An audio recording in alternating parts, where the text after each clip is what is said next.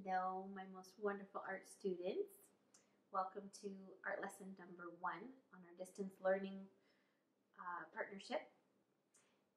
Today's lesson is going to be about perspective drawing. Perspective means how you look at something. Just like when you're looking down a road when you're driving, you notice things get kind of far away as they go into the distance. This kind of perspective drawing is called one-point perspective, and it's when everything goes to one point. So I'm going to turn this to this camera, show you what we're going to draw today. We're going to draw a tall person. Now this person is in one-point perspective because all of our view goes up to 1 point, and you can see how he gets smaller at the top, right, and bigger at the bottom. So what this is supposed to look like is this is a person that's a lot taller than you, or maybe you're sitting on the ground and looking way up at him. So what's closer to you is going to look bigger. So let's talk about how we're going to do this. This might look difficult, but really it's very simple. There's just a few steps. We're going to put this to the side. Let me show you what we're using today. All you need is a piece of white paper. I'm using computer printer paper and a smooth surface to draw on, and a pencil, and a ruler, or something that's long and straight if you can't find a ruler. Sometimes I use the edge of a big book. And an eraser, and then you probably want some crayons at the end to make him cool. So in one-point perspective, the most important part is what we call the vanishing point. At the very top of your paper, right about in the middle, I want you to draw a dot. You'll notice my dot's a little bit bigger than if you were writing a sentence and put a period at the end so that I can see it. But I didn't draw it really huge, did I? Okay, now that you have your vanishing point dot in the middle of the paper, now is when we need our ruler. Now with our ruler, we are going to draw 2 straight lines.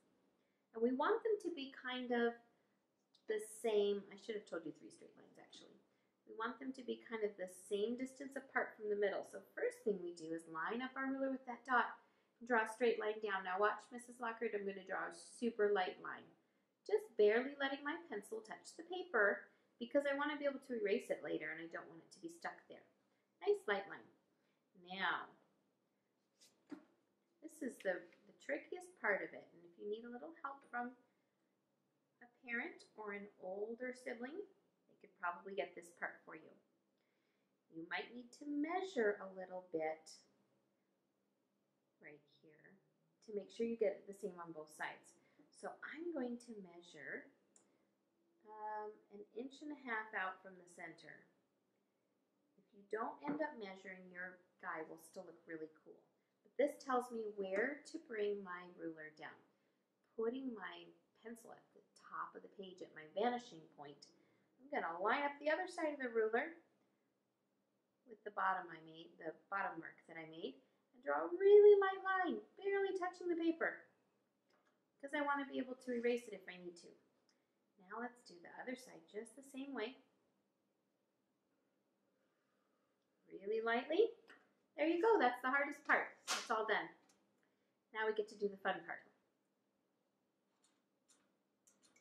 All right, are you ready to draw along with me? We're just going to do one step at a time, and it's going to be really simple. You know, I think this guy's going to end up a little skinnier than my first guy, so if you want to go ahead and make that bottom a little bit wider, you could do that.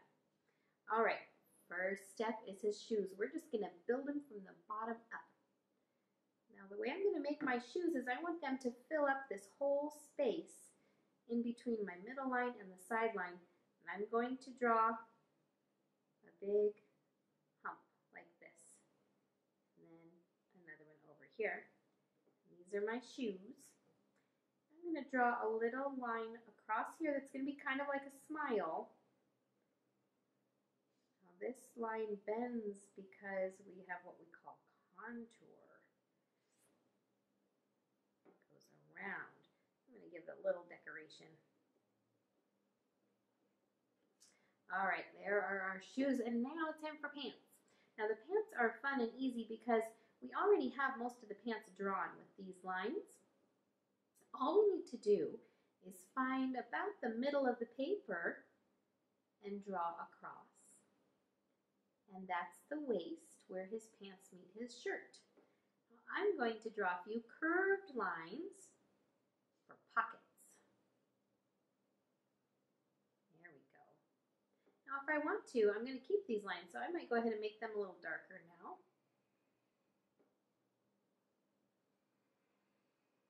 And very easily and very quickly you have drawn shoes and pants. Very cool. All right, now it's time for the shirt. Now this part right here is our shirt. But if you look again at this guy, you'll see that I also have shoulders, sleeves, and arms. So let's talk about how we're going to do that. We're going to draw up these lines a little ways, and that goes right up to under his arms. Now, pay attention with me. We're going to make some curved lines. One curve, two curves, just like that. And you guys are so good at drawing along. I know you'll be able to do that, no problem. Now let's draw this bottom of the sleeve straight across both sides. There you go. Now his arms are simple because he has his arms behind his back. So we're just going to go from the bottom of the sleeve down to about the middle of his side. And there are his arms. And now let's put a collar on this shirt. We want a nice curved line just like a smile. Right there. I'm going to go ahead and do two because I think it looks cool that way. All right, time for a neck. Another curved line going the other way. From here, we're going to go up. From here, we're going to go up. There we go. Now we have a neck. All right, now time for the head. And here are our guides. We're not going any wider than these lines that we drew at the beginning. We're going to make an oval from one side to the other.